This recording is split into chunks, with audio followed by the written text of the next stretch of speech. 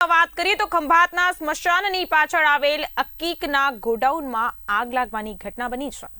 આગ લાગતા પાલિકા ફાયર વિભાગની ટીમ ઘટના સ્થળે પહોંચી। શોર્ટ સર્કિટના કારણે આગ લાગ્યો હોવાનું અનુમાન લગાવવામાં આવી રહ્યું છે। કૃષ્ણા ગેટ નામના ગોડાઉનમાં આગ લાગતા કરોડોનું નુકસાન થયું છે।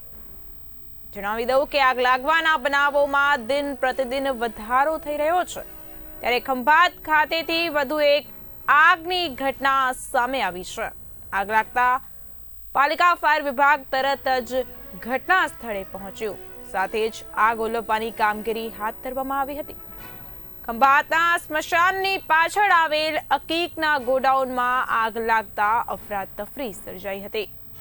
આગ લાગતા પાલિકા ફાયર વિભાગની ટીમ ઘટના સ્થળે પહોંચી।